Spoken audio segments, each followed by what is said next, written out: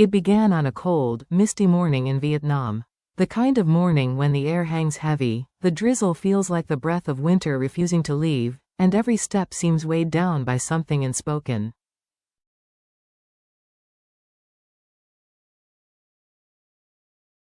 James was leaving. His departure wasn't dramatic. No crowded send-off, no words carved in stone.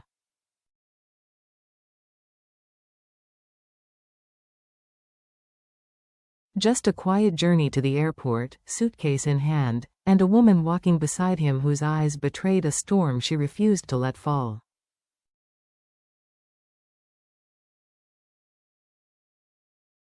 Diep held onto his suitcase tightly, as if holding onto the last tangible proof of him.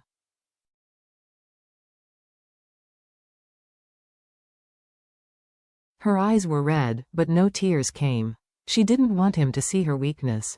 He turned, wrapped his arms around her, and whispered words meant to reassure.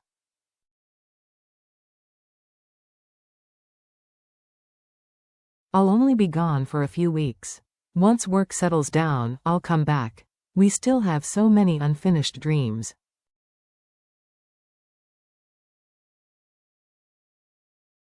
She nodded silently. No questions, no doubts. She trusted him completely. Love, she believed, was unshakable.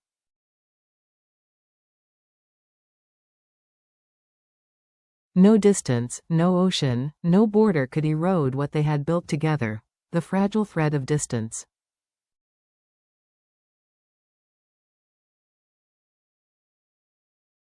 At first, the distance was bearable. James called often. His voice carried stories of a strange new rhythm abroad, long hours at work, unfamiliar meals, nights where sleep never seemed to come.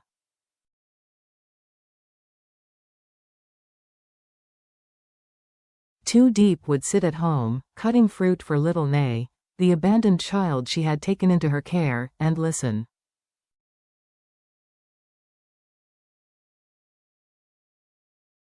She'd share her own quiet updates.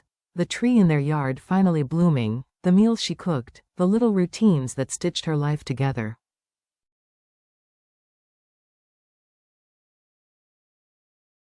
Their calls became rituals. As each conversation ended, James would say, "Don't wait up too late."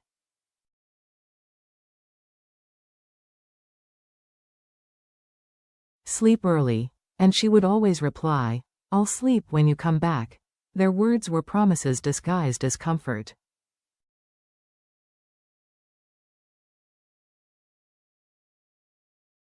Their voices were the fragile threads that kept them bound, even as an ocean stretched between them.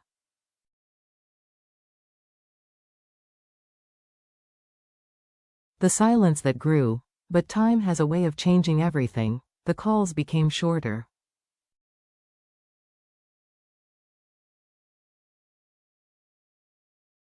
The texts became fewer. Messages that once carried warmth turned into hurried notes. Busy.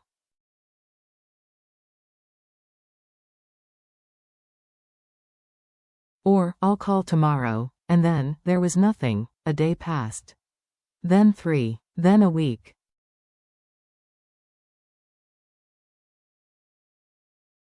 Diep told herself he must be overwhelmed. She waited patiently, sending messages. "Are you okay? I just want to hear your voice."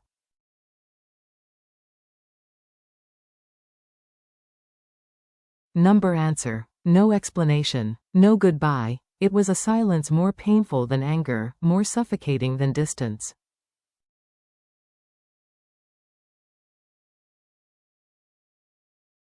To be seen but not responded to is a wound that festers in the soul. James had not died.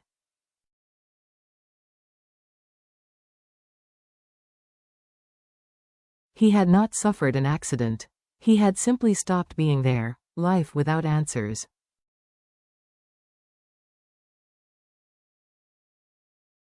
Rumors trickled in from friends abroad. They said James was still working, still healthy.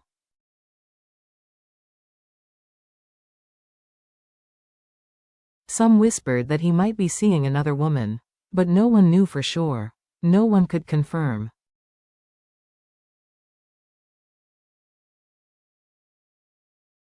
What was undeniable was that James had erased her from his story. Back home, Diep continued life as though he might walk through the door at any moment.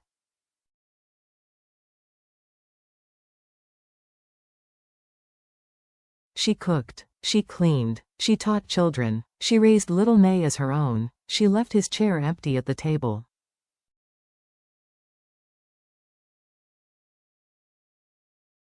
She kept his coffee cup untouched on the shelf. Small, stubborn tokens of a love she could not bury.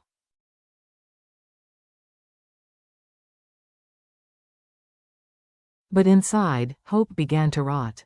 Like fruit left too long in the sun, her belief in his return decayed slowly, quietly.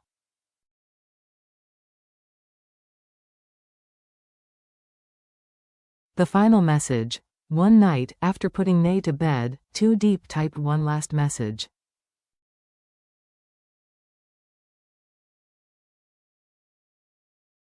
If you don't love me anymore, just say it. One word is enough. I won't hate you. I just need to know.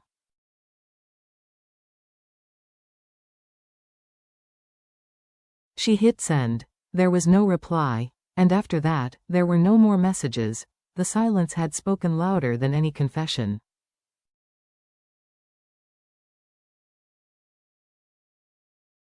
Living with absence. Rumors came and went.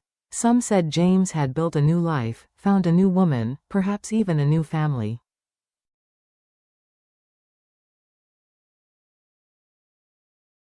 Diep never tried to confirm them.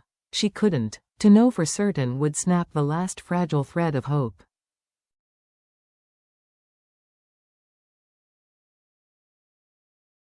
But she did not cry. She did not scream. She did not curse his name. Instead, when little Nay asked, "Mum, where's Daddy?" she would smile faintly, brush the child's hair, and whisper,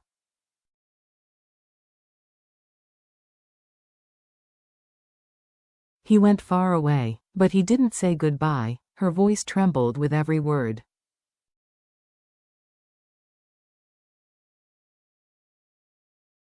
Her eyes dimmed in a way that even a child could feel. Years without closure. Years passed.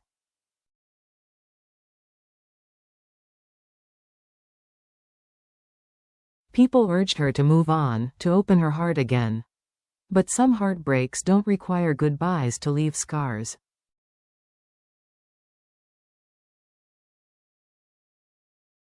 Some absences echo louder than any farewell. James never broke up with her. He simply vanished.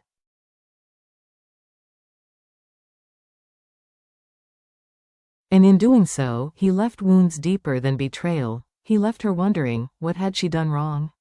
Had he ever truly planned to return? Had their love ever been real?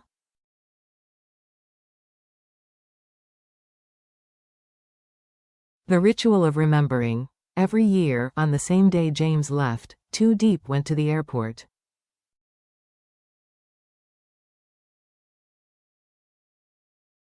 Not to wait for him, but to remind herself that he was not coming back, and then she would return home, cook dinner for two, tuck little Nay into bed, and continue with life.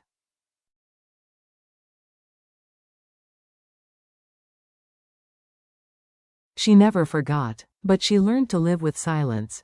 James, the man who left without a word, took more than just his suitcase.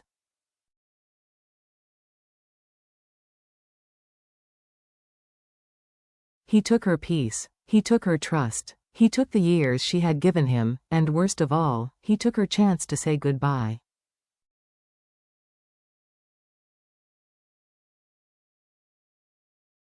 The wound of unspoken farewell. Once, Diep believed that love could overcome any distance.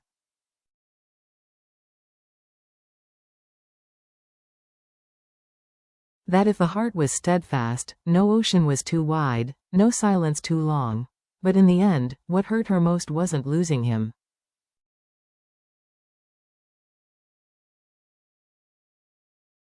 It was that he never gave her the chance to say goodbye.